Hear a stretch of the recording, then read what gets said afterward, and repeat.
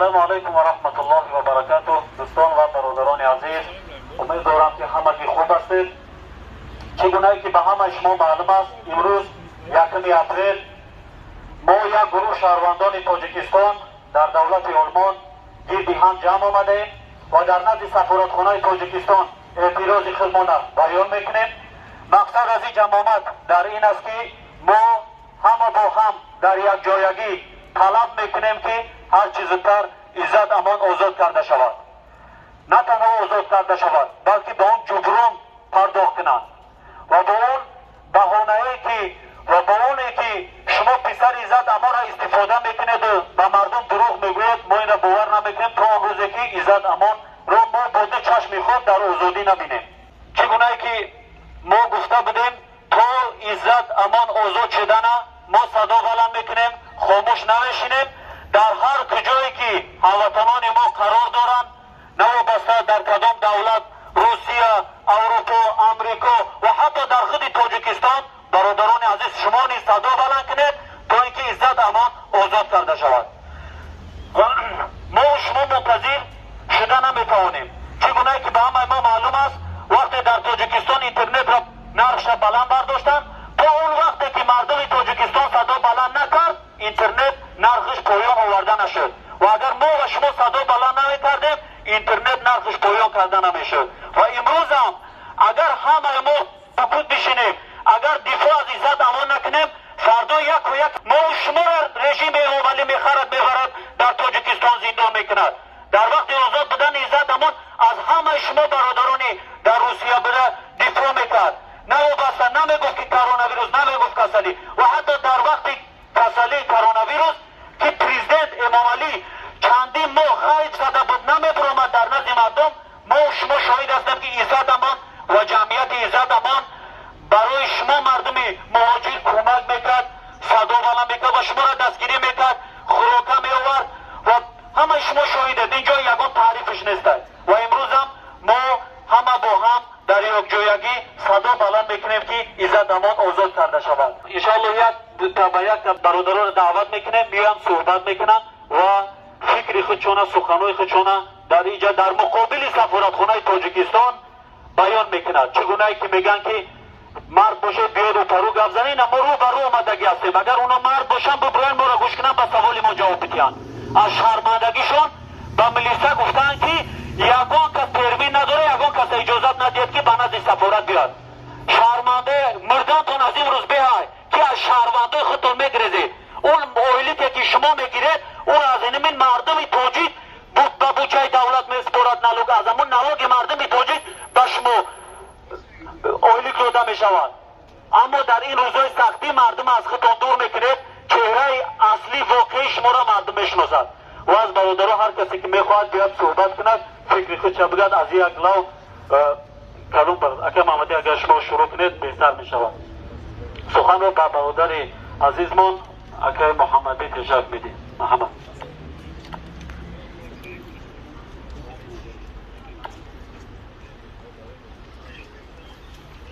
سلام علیکم هموطنان گرامی، تشکر زیاد میکنم که همه شما برای دفاع برادر عزیزمان عزت امان جمع آمده و تقریبا 2 روز پیش هموطنان ما در کشور آلمان اعلام کردند که روز 1 اپریل در نزد سفارتخانه تاجیکستان در برلین برای دفاع از عزت امان جمع میشویم و از حکومت تاجیکستان طلب میکنیم که تا این وارث مهاجران پشت پناه مهاجران را آزاد کند. و ما راستی اول فکر کردم که در این چاره‌بینی که هموطنان ما تشکیل کردند با واسطه اعلان در شبکه‌های اجتماعی خواستم، از سبب کمتر سلامتی خوب نبود اشتراک نمیکنم گفتم و امشب فکر کردم که عزت امان شخصی بود که درد ملت بود، درد ملت را به جامعه میرساند. عزت امان شخصیتی بود که از تمام مظلومین اولین شده صدا بلند میکرد. چگونه که بنده از تمام هموطنان چی در خارج چی در داخل خواسته بودم که برای رهایی بابای دانه صدا بلند کنین. اولین شده برادر ما عزت امان برای آزادی بابای دانه صدا بلند کرد و تمام مردم را دعوت کرد که پشتیبانی از این پیرمردی تقریبا 90 ساله بکنند و اون تمام سرپرستی بابای دانه را به دوش خود گرفت و خواست که اون پیرمرد را کمک کند. اما این حکومت نامرد، این حکومت بیناموس، این حکومتی که رحم به هموطن خود ندارد، این مرد جسور را از روسیه دزدیده به وطن برد. ببینید برادران، در تمام نوارها ما میبینیم که برادر ما عزت امان در بالای مرده تاجیک، در بالای بیماری تاجیک، در روزهای سختی با هموطنان ما در روسیه بود. چقدر کمک میکرد. این حکومت نامرد از داخل کشور چند نفر را تشکیل کردند و میخواهند که این برادر ما را تهمت کنند به مثل بزرگمهر یار و دیگر برادرای ما را که با تهمت زندان کردند. میخواهند که این مرد وطن را، این پشتیبان وارخ را، این پشتیبان مهاجران را به حکم طولانی پشت پنجره ببرد. انشاءالله ما امید داریم تا آزاد شدن این برادر همه هموطنان ما از این برادر ما دفاع میکند. سلام علیکم و رحمت الله.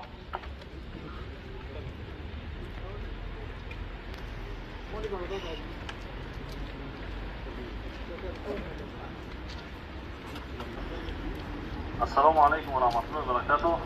برادران، ما همچون یک شهروند عادی جمهوری تاجیکستان اومدیم که اما آزادی برادر عزت امان را طلب کنیم که اون برادر را آزاد کنیم. او برادر توی پدر مهاجران بود.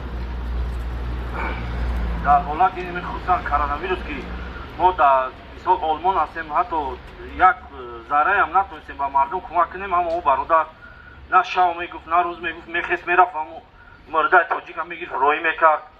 زندهاش خواهرای مایی که در روسیه مثال گرسنه و ترسنه و او را یاردم میکرد. و همین خاطر شما خطا کرده که برادر عزت امان زندانی کرده. این برادر کار شما را پیش میبرد. همچون که مثال اینجا اومدیم سفارت درش محکمه، به خاطر که بجای که مثال در باز کنن بگه که فخر کنن که هموطنای ما در آلمان هستن، مثال بشینیم صحبت کنیم یک جا درشون بس یعنی نه ما ترمینه آخه از چی میترسیم؟ ما جنگ نخواستیم، ما یگان تاتونه یگان قتل نگفتیم. ما اومدیم که همچون کانستیتوسیون سرخانه جمهوری تاجیکستان با ما همه حقوق داده که ما آزاد گپ زنیم. باید شما فخر کنید که مردم تاجیک در تمام روی دنیا پنج شود. باور کنید در یگان روی دنیا از تاجیک در پسر دیگر نیست. در روسیه را میبینی وظیفه بلندش شکاتوش کش پاکلوف که چیکار برای چی؟ برای که مثال حکومت مردم دستگیری نمیکنه. بس کنین این کارتونا. شما امی به خاطر مردم نباشه، شما زندگیتون پیش نمیره، حکومت نیست. وقت توکای ما خب باز ما ای خب کردن مردن مونامی لوچی گپ زنیم بگذار بمره و خوبتره که اقلا میگن که خیلی فلان آدم ناموس خودش دفاع کرد. برای می طلب میکنیم برادر عزت امون آزاد کنیم. مشکلی خطان زیاد میکنیم. اون مردم مهاجر تاجیک بسوی موندگی ای خود هم ایویا که مشکل چون که میشن مجبور میشن میخیزن بازی شما گپ میزنن، میخیزن میرن مثال با هر کار دستشون نبیه. برای که وقتی آدم که گرسنه و تشنه و فرزندش گشنه با تمام کار دست میزنه. با همین خاطر از شما طلب میکنیم که برادر عزت اون آزاد کنین. ما نمیبرم با هم کار شما را پیش ببرم، با برم خدمت مردم تاجیک بکنه که مردم تاجیک نه در روسیه کانتر حکومت راست ایستاده بود. در اروپا مثال ما تاجیک گفته فخر میکنیم، خدمه میبینم میگم ماشاءالله تاجیک برادر در آلمان.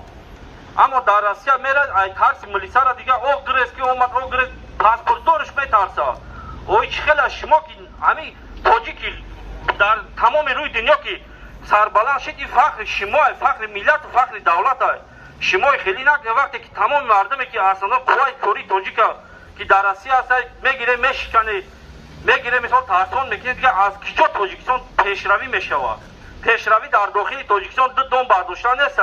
پیشروی وقتی که تاجیکستان در تمام روی دنیا تاجیک میگوی میفخرن که همو ما میدونیم که تاجیک خیلی آدم های.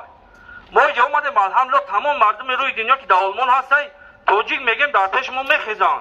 ба хотире ки мегам гузаштагои шумо бузург будан, одамои бузург аз тоҷикон биромадагия. Он нахо ки ососа омада дига тоҷик мегӯй фақат равшан ҷавшун даёчон мезана чуркай намтари. шумо хато мекунед, бародар Иззат Амонро озод кунед ки мисол об рӯи шуморам баланд мешава. ҳар як одам хатоӣ дорад, хатоитонро ислоҳ кунед, бародарро озод кунед. монем бирава мурдаи тоҷика соҳиб шава дар Россия, зиндашам соҳиб шава ки мисол кори шумо зиндагии шуморо пеш бирава. ба ҳамин гапма тамом шид. озодӣ ба бародар Иззат Амон.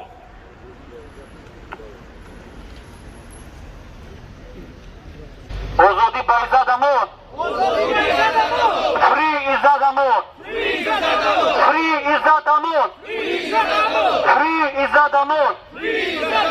Svobodu Izzat Amonu.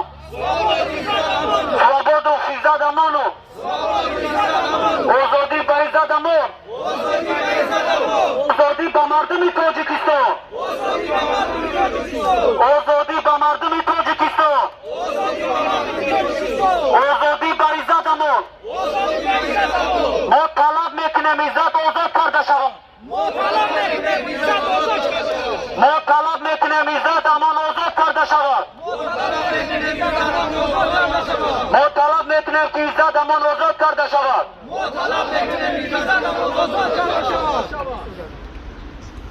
خب بچه ها اگر که یگان نفر یا خوشمند باشه که امین بیر نازو کرد مرحمت.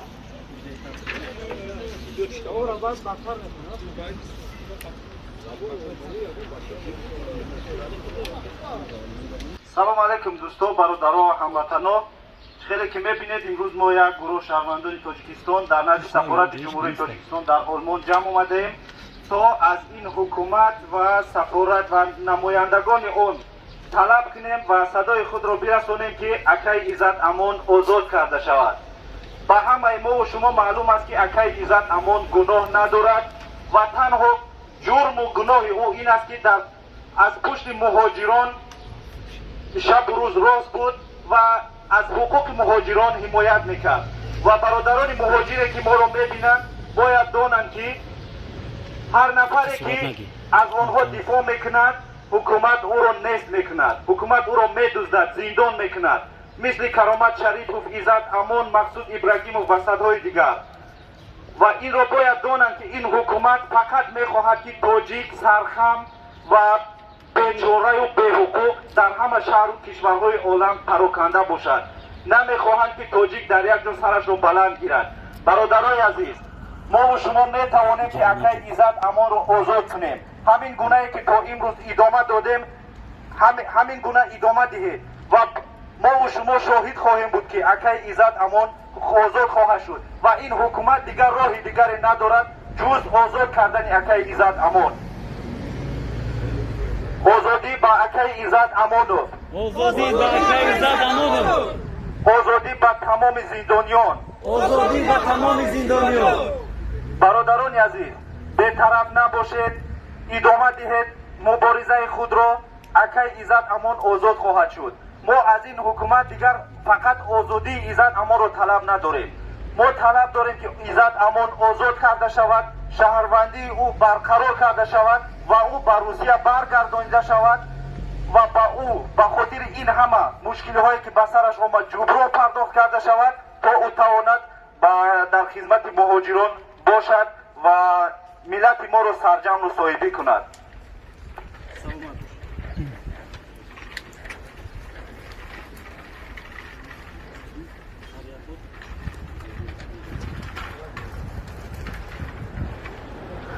озодӣ ба Иззат Амон. Свободу Иззат Амону. Свободу Иззат Амону. Free Izzat Amon. Free Izzat Amon. Free Izzat Amon. салому алейкум ва раҳматуллоҳи ва баракоту бародарони мусулмон. ман шаҳрванди ҷумҳурии Тоҷикистон, як шаҳрванди оддии ҷумҳурии Тоҷикистон озодии Иззат Амонро мехоҳам. ба гуфтаниам ба муҳоҷирои Россия аз Аллоҳ битарсе, бихезе гап зане, бетараф набоше. ҳукуматиҳо шуморо аз Аллоҳ битарсе. вақти мусулмон мега бародарои бегуноҳа набаре зиндон накунед, ришдорам мебаред, иҷобдорам мебаред, одаи бегуноҳам мебаред, шумо ягон каса намондед. Аллоҳ битарсед. озодӣ иззат амон, озодӣ иззат амон, озодӣ иззат амон.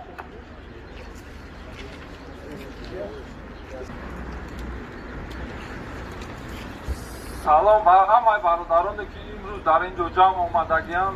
ман барои ҳамаи шумо миннатдории худро баён мекунам ки дар ин рӯзи сахтӣ ака иззат амонро танҳо нагузоштед ва аз ҳар кадом шаҳри дур аст ба тариқи поезд аст, таксӣ аст, бус аст, ба ҳар чӣ омадед ба ин ҷо худтонро ҳозир кардед.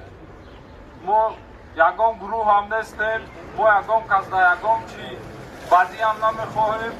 мо фақат хоҳиш дорем ки акай иззат амон озод карда шавад ва зудӣ озод карда шавад. ба ҳама кулли зиндониёне ки дар зиндон бе ягон асос ҳабс шудагианд, муддати чандин солҳо ҳаст ки ягон гуноҳи воро тасдиқ шудагӣ несту ва вайҳо дар паси зиндонанд ва ё ҳам озод карда шавад. озодӣ ба акай иззат амон. бародаро бояд як бор дига мегӯм ки дар тамоми кулли дунё, дар амрико, дар русия, дар тоҷикистон, дар куҷое ки набошед, хомӯш наистед. як минут ҳам бошад, 30 секунд ҳам бошад, аз ҳаққи худ дифоъ кунед. ин ягон ҷои чӣ нест. шумо шаҳрванди тоҷикистон ҳастед, шумо ҳаққи худро талаб кунед. як бор дига озодӣ ба акай иззат амон.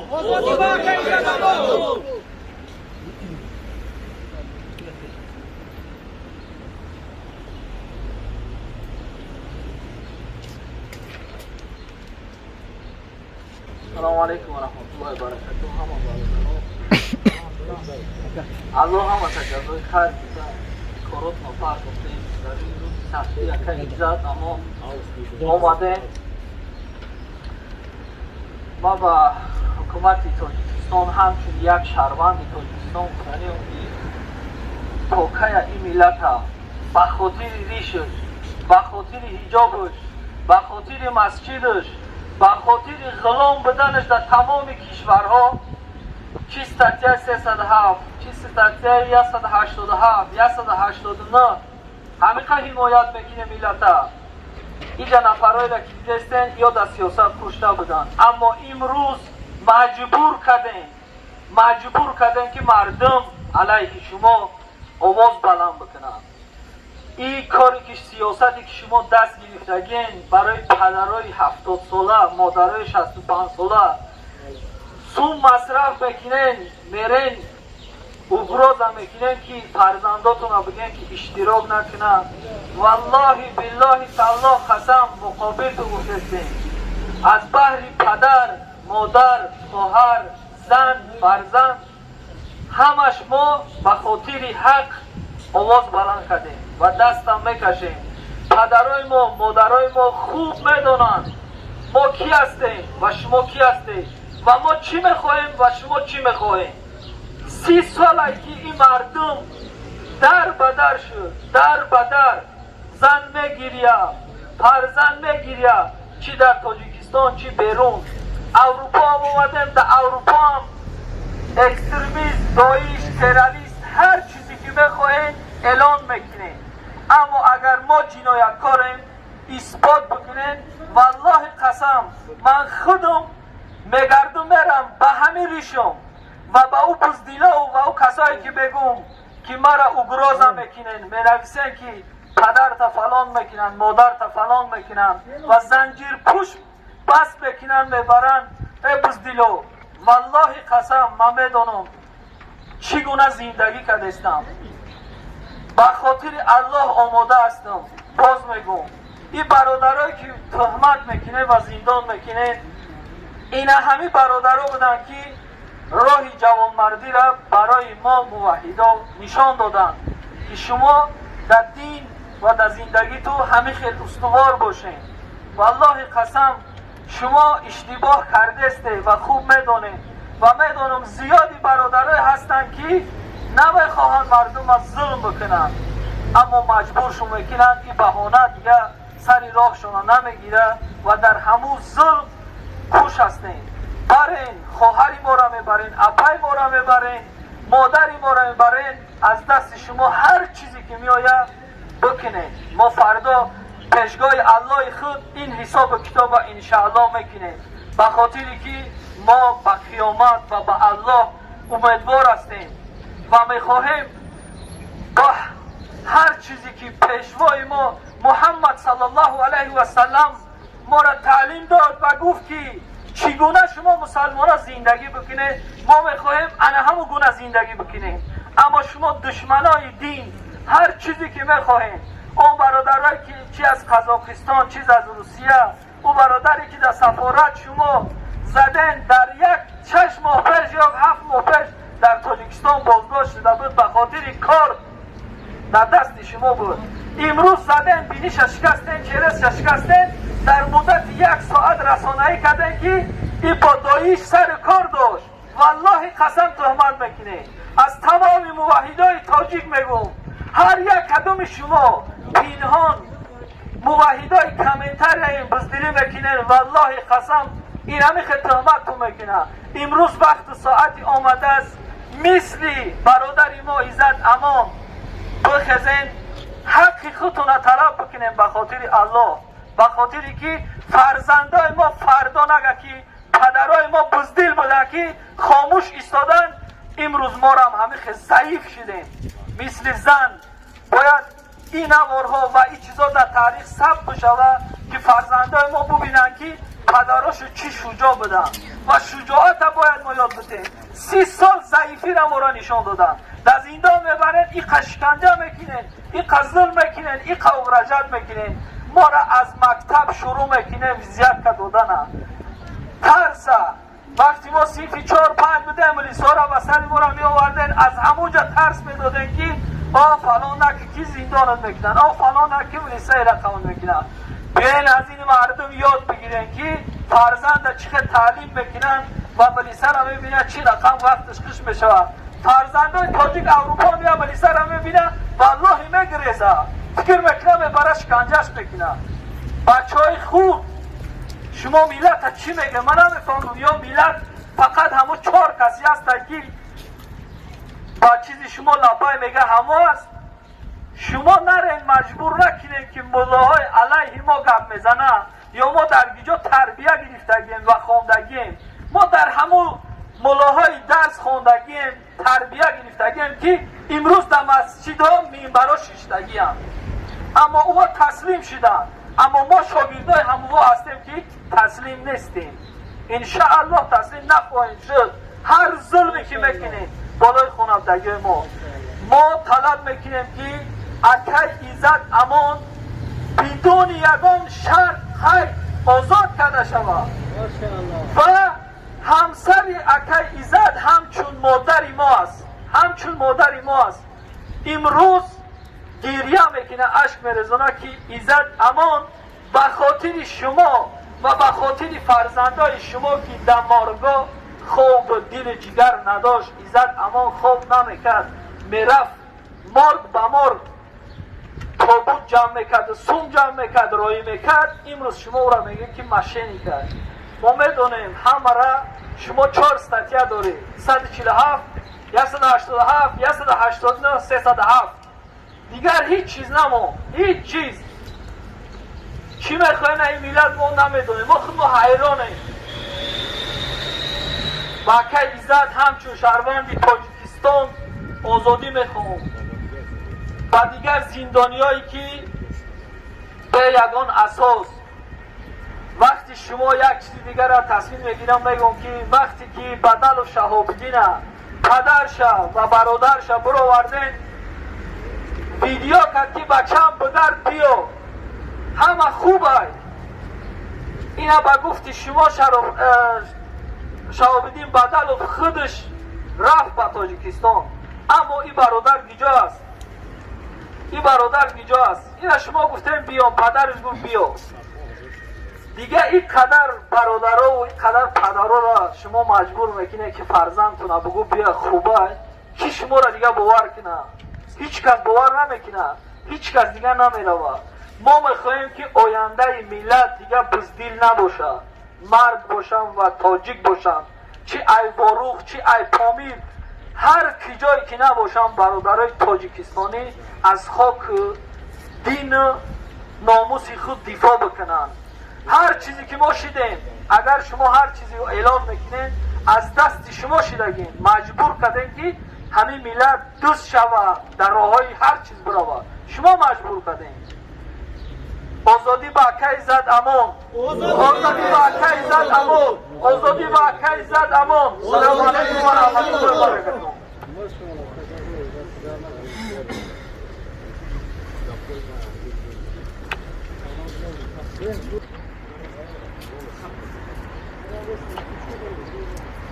سلام علیکم و رحمت الله.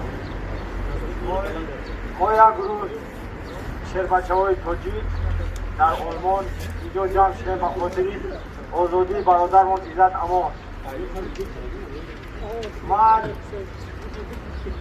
ما یکم به مردم روسیه و مهاجران روسیه گفتنی هستم. شما اقلا 100 نفر جمع نشدید در نزد سفارت تاجیکستان. مال اون دیگراش امو برادرای که عزت امان کمک به شما رسیده بود، اگر امو شما جمع شدید در پیش سفارت تاجیکستان بس بود. مقصد که جمع شویم از برادر و عزت امان دفاع کنیم. برادر عزت امان به یگان گروه نبود.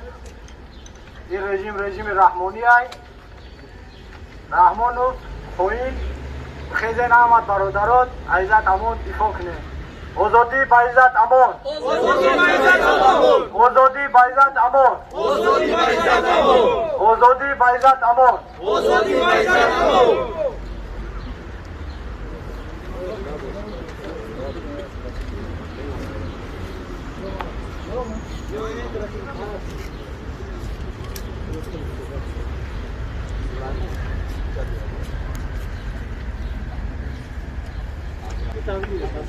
سلام علیکم و رحمت الله. مراجعتنامه تظاهرات کنندگان برلین. ما یک گروه تاجیکان مقیم کشور آلمان ربوده شدن عزت امان را شدیداً محکوم میکنیم. ما در گذشته شاهد آن بودیم که یکی از حامیان حقوق مهاجران کرامت شریفوف هم از روسیه به کشور برده شد و بعد از استرداد به تاجیکستان به طور مرموز از عالم درگذشت. در کارنامه سیاسی امام علی رحمان همچون نامه‌های دیگر آزادی خواهان و مثل احسان آدینه‌اف و شابدین بدل وجود دارد که ربوده شدند و تا حال به نام و نشان گشتند. افراد دیگر هم مثل محمد روزی اسکندروف، مقصود ابراهیموف، عبدالرحیم واسه و چندین نفران دیگری که از طرف مقامات جنایتکاری ربوده شده بودند سالهای زیاد است که در زندان به سر میبرند. حالا ما شاهد آن هستیم که عین همان کار نسبت عزت امان صورت میگیرد و ما از سرنوشت او سخت نگران هستیم. ما از حکومتداران تاجیکستان طلب میکنیم که هر چیز زودتر و بدون قید و شرط این حامی حقوق مهاجران را رها کند و به ضررهای رسانده شده و آن کس را جبران نماید. از سازمان‌های حامی حقوق بشر تقاضا میکنیم که نسبت تقدیر عزت امان به طرف نباشند و برای نجات او تمام تلاش‌های خود را انجام دهند. تظاهراتگران مقیم آلمان، برادران، آزادی با عزت امان، آزادی با عزت امان، آزادی با عزت امان. تشکر زیاد برادران به طرف نباشد، چی در آلمان باشد چی در روسیه یا چی در دیگر دولت ها باشد. از همه شما التماس میکنیم در قضیه عزت امان به طرف نباشید. یک قدره هم باشد با یک ویدیو یا که به یگان تظاهرات داریم و از حامی حقوقمون دفاع کنیم. سلام علیکم و رحمت الله. Добрый день, уважаемые дамы и господа. Я гражданин Таджикистана и хочу выразить свое соболезнование по поводу того, что нашего сограждана Изад ОМОНа задержали в нашей республике без никаких оснований на то, что он виновен в чем-то. И заперли его в тюрьме. Мы требуем от нашего государства, чтобы его немедленно освободили. И хватит преследовать граждан нашей республики. Мы хотим быть свободными.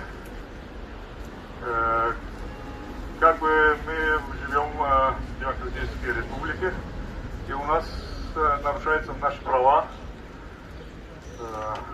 Что еще?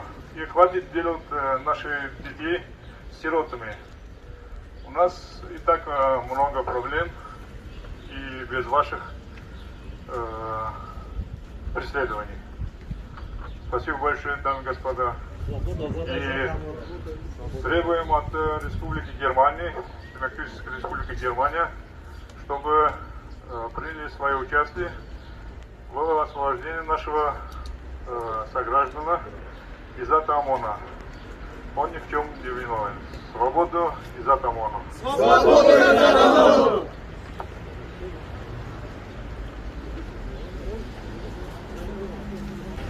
Озоди ба Изад ОМОН! Озоди ба Изад ОМОН! Озоди ба Изад ОМОН! Озоди ба Изад ОМОН! Свободу Изад ОМОН! Свободу Изад ОМОН!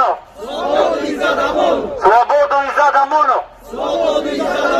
Free Изад ОМОН! Free Изад ОМОН! Free Изад ОМОN! ما طلب میکنیم ایزاد امون آزاد کرده شود. ما طلب میکنیم ایزاد امون آزاد کرده شود. ایزاد تنها نیست. ملت با ایزاد امان است. ملت با ایزاد امان است. مردم تاجیک با ایزاد امان است. ایزاد امان قهرمان است. ایزاد امان قهرمان است. ایزاد امان آزاد کرده شود. ایزاد امان آزاد کرده شود. ما آزادی ایزاد امان را طلب میکنیم. ما طلب میکنیم ایزاد امان آزاد کرده شود. فری ایزاد امان. فری ایزاد امان. فری ایزاد امان. فری ایزاد امان.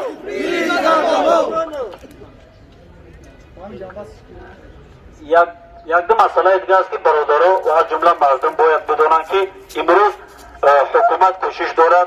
همگی دو ویدیو در یوتیوب برآمده است که دو تاجیک تهمت دارند ایزاد امان که گویا ایزاد امان از آنها پول گرفتند، گویا آنها را فریب کرده باشد. همه ما و شما میدانیم که این همه نوارها از طرف حکومت تاجیکستان ثبت نشر می شود و حکومت با تهمت میخواهد ایزاد امان را زندان کند. اون ویدیوها برای خوب پوشیدن در چشم ما و شما است.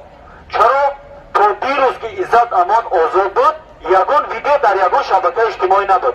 همون که ایزاد امان را زندان کردن، ایزاد امان را دستگیر کردن، حکومت میخواهد که با این گونه ویدیوها ما و شما را در چشم خوب باشد و ما گویا باور کنیم به تهمت های اونا. این تهمت های شما بار اول نیست و بار آخر نیست. شما تمام ملت، تمام اون زندانیانی که در تاجیکستان است، همه آنها را با تهمت برده زندان کردگی هستید. اگر با تهمت زندان نمیکردید چرا سودها را درهای بسته میگذرانید؟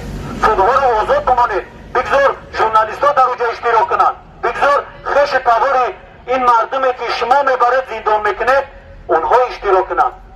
و امروز دو ملت یک طرف است، حکومت یک طرف. حکومت میخواهد که ایزاد امان که نامدار است در بین مردم تاجیکستان و خیلی خدمتی که به مردم تاجیکستان کرده است و حتی از امام علی این پرزیدنت تاجیکستان زیاد خدمت به تمام شما مردم تاجیکستان مهاجر کرده است، میخواهد او را از بین برد. نام عزت را میخواهد از بین برد. در همه جا میخواهد که مردم غلام یک نفر باشند و هر چی بگن پیشوا گفته بگردند. ما بیزاریم از پیشوا بودن تو امام علی. تو خواهی تو نه قهرمانی نه پیشواری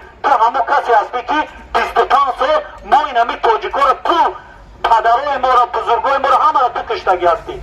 تمام کسانی که در زندان هستند اونا هم از سیاست تکنج زندان شده است.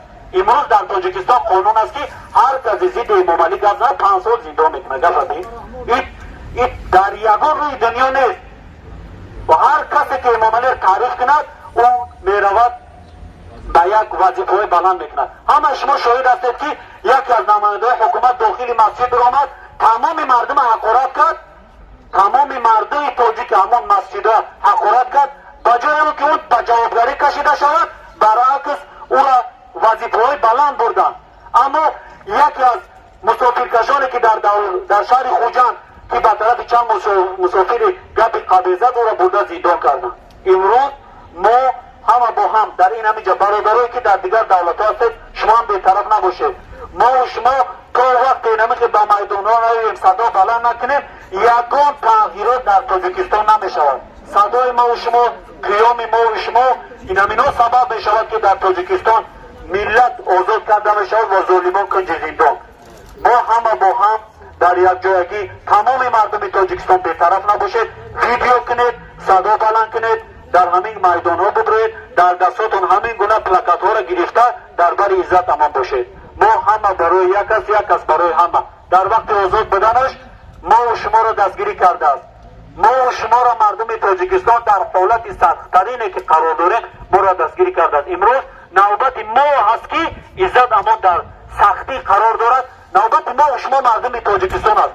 ما و شما باید صدا بلند کنیم عزت امان را از زندان یا اینکه از رژیمی از دست رژیم امام علی رحمانوف باید آزاد کنیم.